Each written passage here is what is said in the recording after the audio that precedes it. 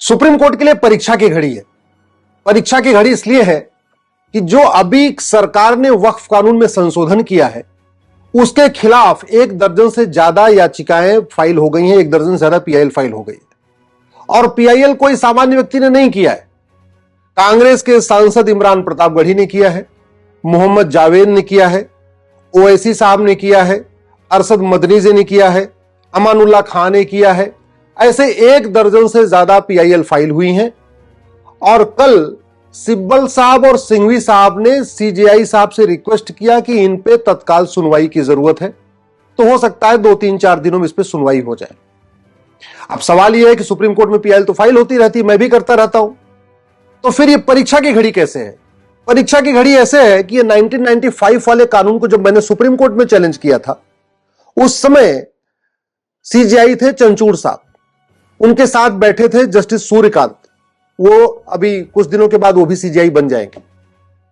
उस समय चंचूड़ साहब ने हमसे कहा था कि आप ये बताओ कि आपकी कितनी जमीन पे वक्फ बोर्ड ने कब्जा कर लिया है। आप सीधे सीधे सुप्रीम कोर्ट क्यों आ गए? हाई कोर्ट भी जा सकते थे। उन्होंने कहा कि पहले ये एस्टेब्लिश करिए कि इस कानून के कारण आपको क्या नुकसान हो रहा है, आपका कौन सा फंडामेंटल राइट वायलेट कर रहा है। तो मैंने कहा साहब, जब अगर पर्सनल नुकसान हो तो फिर पीआईएल किस बात की? पीआईएल का तो मतलब ही होता है पब्लिक इंटरेस्ट लिटिगेशन। हमारा कोई पर्सनल इंटरेस्ट लिटिगेशन थोड़ी है, कोई हमारी खुद की जमीन थोड़ी गई। हमारी जमीन अगर कब्जा होती तो मैं हाई कोर्ट जाता, कहीं और जाता। चूंकि ये कानून पूरे देश का है, संसद का बनाया हुआ है और पूरे देश में जमीनों पर कब्जा हो रहा है, इसलिए मैं सुप्रीम कोर्ट आया हूं। मैंने एक लिस्ट बनाई थी कि देश भर में वक्फ बोर्ड ने कितनी जमीनें कब्जा किया है। हालांकि उस समय मेरे पास जो लिस्ट थी वो 10 लाख एकड़ की थी। हमें यही पता था कि भारत में 10 लाख एकड़ जमीन पे वक्फ बोर्ड ने कब्जा किया हुआ है। और अभी जब ये कानून बदल रहा था तब पता चला कि नहीं, ये तो 40 लाख एकड़ हो चुका है। तो हमारे पास जितनी जानकारी थी उस समय, वो जानकारी मैंने एक नोट्स बना के कोर्ट के सामने रखना चाहा। तो चंचूड़ साहब ने मुझे वो नोट्स भी नहीं पढ़ने दिया। उन्होंने कहा, not a single word mister Upadhyay, एक शब्द आप नहीं बोल सकते, हम नहीं सुनेंगे आपको। अंत में मैंने मजबूर होकर अपनी पीआईएल वापस लिया और मैं फिर दिल्ली हाई कोर्ट गया।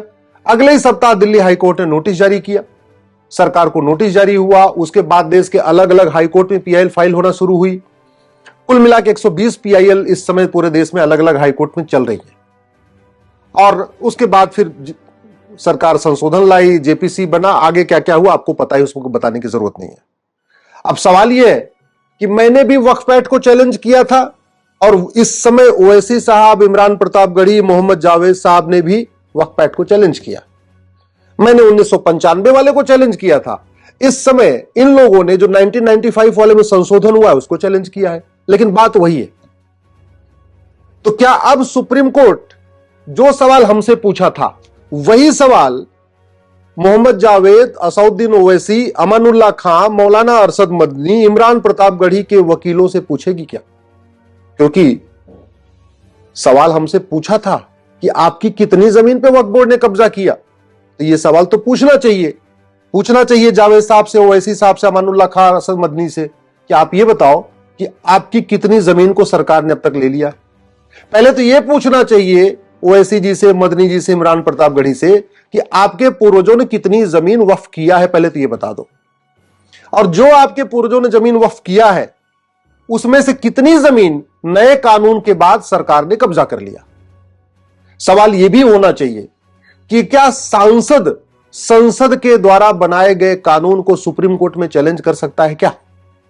क्योंकि सांसद संविधान की शपथ लेता है और वो कहता है मैं संविधान के अनुसार कार्य करूंगा, और संविधान के अनुसार पार्लियामेंट में कानून बना।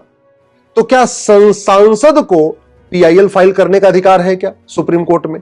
और दूसरा, क्या सांसद को वकालत करने का अधिकार है क्या? क्योंकि सिब्बल साहब भी वकील हैं और सिंघवी साहब भी वकील हैं। मैं इसलिए पूछ रहा हूं कि एक कांस्टेबल भी अपनी नौकरी के दौरान दूसरा काम नहीं कर सकता, चाहे वो थानेदार हो, चाहे हवलदार हो, चाहे वो पेशकार हो, चाहे तहसीलदार हो, चाहे कलेक्टर हो या कप्तान हो। अरे बाकी तो छोड़ो, लॉ कॉलेज का प्रोफेसर भी जब तक नौकरी में है दूसरा काम नहीं कर सकता, जब तक उसको वेतन सरकार से मिल रहा है दूसरा काम नहीं कर सकता। इवन टीचर को भी प्राइवेट कोचिंग खोलने का अधिकार नहीं, जबकि जो स्कूल है वो तो 5-6 घंटे ही चलता है।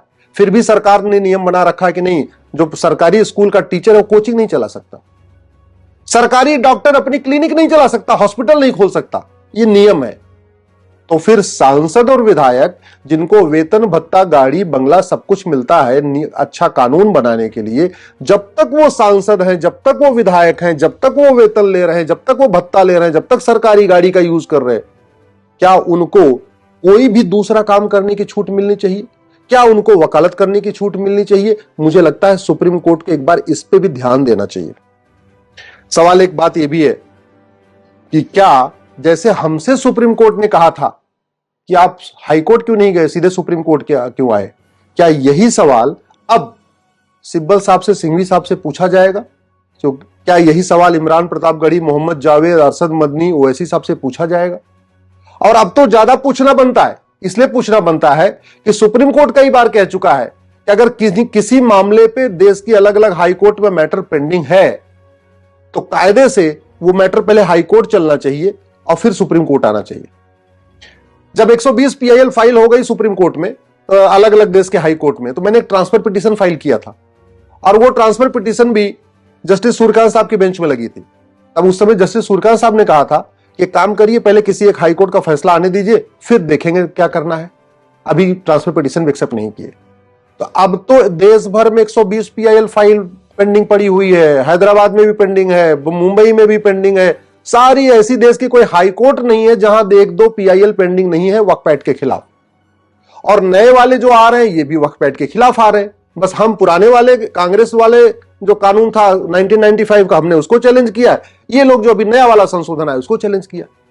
तो अब ये देखना है कि क्या सुप्रीम कोर्ट इन लोगों को, ओवैसी साहब को, इमरान प्रतापगढ़ी को, मोहम्मद जावेद को, मदनी साहब को, ये कहती है कि काम करो, अपने हाई कोर्ट जाओ, वहां पहले से मामला पेंडिंग है, वहीं जाके पहले अपनी बहस करो, और जब किसी हाई कोर्ट का फैसला आ जाएगा तब सुप्रीम कोर्ट हम देखेंगे। सुप्रीम कोर्ट क्या करता है बहुत जल्दी क्लियर हो जाएगा। क्या सुप्रीम कोर्ट का जो स्टैंड मेरे लिए था वही स्टैंड ओवैसी, मदनी, इमरान प्रतापगढ़ी के लिए रहेगा? क्या जब मेरे जैसा एक छोटा सा वकील बहस कर रहा था, सुप्रीम कोर्ट का वही स्टैंड जब सिब्बल साहब बहस करेंगे, सिंघवी साहब बहस करेंगे, तब भी वही रहेगा? देखना है, 2-3 दिन में क्लियर हो जाएगा। अब बात आती है कि ये वक्फ जो है प्रॉपर्टी, ये हो क्या रहा है? लॉजिक क्या दी जा रही है कि जो मुगलों की प्रॉपर्टी थी वक्फ प्रॉपर्टी हो गई। तो मैं ये पूछना चाहता हूं, क्या जहां तक भगवान श्री राम ने राज किया था वो सारी प्रॉपर्टी हिंदुओं की है क्या? क्योंकि जहां तक भगवान श्री राम ने राज किया था उसमें अब तक 25 देश बन चुके हैं, तो उन फिर 25 देशों की पूरी प्रॉपर्टी हिंदुओं की होनी चाहिए। क्या जहां तक भगवान भरत ने राज किया था वो सारी प्रॉपर्टी हिंदुओं की है क्या? क्या जहां तक राजा युधिष्ठिर ने राज किया वो सारी प्रॉपर्टी हिंदुओं की है क्या? क्या जहां तक चंद्रगुप्त ने राज किया वो सारी प्रॉपर्टी हिंदुओं की है क्या? क्या जहां तक सम्राट अशोक ने राज्य किया क्या वो सारी प्रॉपर्टी सनातनियों की है क्या? मैं इसलिए पूछ रहा हूं कि अगर राजा के हिसाब से फॉर्मूला चलेगा फिर तो मुगलों से शुरू क्यों करना चाहिए, थोड़ा मुगलों के पीछे शुरू करना चाहिए।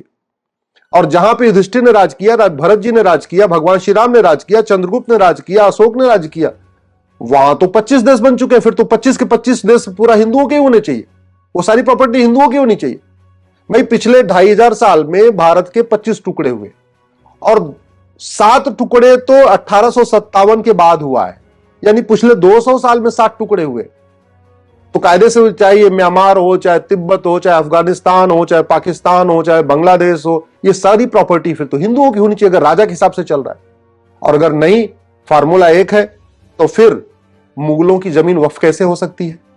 और जब मुगलों की जमीन वक्फ नहीं हो सकती तो मुगलों के नवाबों, मुगलों के निजामों, मुगलों के जागीरदारों, मुगलों के जमींदारों, मुगलों के तीमारदारों, मुगलों के रजाकारों की जमीन वक्फ कैसे हो सकती है? भाई बड़ी सीधी सी बात है, शासन बदलता है तो जमीन ट्रांसफर हो जाती है। यानी जब तक मुगल थे, मुगल राज कर रहे थे, उसके बाद अंग्रेज आए, सारी जमीन का मालिकाना हक अंग्रेजों को ट्रांसफर हो गया। 1947 में देश आजाद हो गया, 1950 में संविधान लागू हो गया, सारी की सारी जमीन भारत सरकार को ट्रांसफर हो गई। कल को फिर तो अंग्रेज बोलेंगे कि अंग्रेजों का जहां जहां राज था कॉमनवेल्थ में, पाकिस्तान, अफगानिस्तान, बांग्लादेश, यहां वहां जहां जहां था, फिर तो अंग्रेज बोलेंगे सारी जमीन चर्च की है भैया, क्योंकि राज हमारा था, सारी जमीन क्रिश्चियंस की हो गई। ऐसे नहीं चलता। एक बात और, जो हिंदू पाकिस्तान बांग्लादेश से छोड़ के भारत आए, उनकी जमीन तो वहां की सरकार की हो गई, वहां के वासिंदों की हो गई, वहां के लोगों ने ले लिया। तो फिर जो जमीन पाकिस्तान भारत के मुस्लिम छोड़ के गए, भाई जब बंटवारा हुआ 47 में, तो पाकिस्तान से हिंदू भारत आए और भारत से बहुत सारे मुस्लिम पाकिस्तान गए, बांग्लादेश गए। तो जब वहां से जो लोग छोड़ के आए, सिंध से, लाहौर से, ननकाना साहब से, बाकी जगहों से, वो जमीन हिंदुओं की नहीं है, वो जमीन मंदिरों की नहीं है, तो यहां जो लोग छोड़ के गए थे, चाहे परवेज मुशर्रफ गए या जो भी गए, उनकी जमीन वक्फ की कैसे हो सकती है? फिर तो वो जमीन या तो मंदिरों की होनी चाहिए, या तो उनके पड़ोसियों की होनी चाहिए, या तो सरकार की होनी चाहिए। एक बात और, 1950 में टोटल वक्फ बोर्ड के पास प्रॉपर्टी थी मात्र 50,000 एकड़, यानी 500 साल के मुगलों के शासन और 200 साल के अंग्रेजों के शासन, कुल 700 साल के शासन में वक्फ प्रॉपर्टी थी मात्र 50,000 एकड़। अब आज के समय में वक्फ प्रॉपर्टी है लगभग 40 लाख एकड़। इसके पहले के वीडियोज मैंने 10 लाख एकड़ बोला है, लेकिन वो मेरी भूल थी, क्योंकि हमें 10 लाख एकड़ की ही जानकारी थी। ये 40 लाख एकड़ की जानकारी अभी मुझे हुई है, जब ये वक्फ कानून बदला जा रहा था, तब गृह मंत्री जी ने बताया कि 39 लाख एकड़, और जो उन्होंने 39 लाख एकड़ बताया है, उसमें केरल और बंगाल का डाटा नहीं है। तो अगर केरल और बंगाल का डाटा आ जाएगा तो मैं मान के चल रहा हूं 1 लाख एकड़ और बढ़ जाएगा, यानी 40 लाख एकड़। और वैसे भी जब 1950 के पहले तक की जमीन थी, उसके पहले भी कानून चल रहे थे। ये सिविल प्रोसीजर कोड तो 1858 में बन गया था। तो अगर जिन लोगों को वक्फ करना था, जमीन दान करना था, वो सिविल प्रोसीजर कोड का पालन करते। ये सोसाइटी रजिस्ट्रेशन एक्ट 1860 में बन गया था। तो जिन लोगों को अगर वास्तव में दान करना था, हिंदू दान करते थे, तो अपनी जमीन 1860 वाले सोसाइटी रजिस्ट्रेशन एक्ट में रजिस्टर कराते थे। उसके बाद चैरिटेबल ट्रस्ट एक्ट 1920 में बन गया। तो जिन हिंदू, जैन, बौद्ध, सिख ने कुछ दान करना था, तो उन्होंने यहां रजिस्टर कराया।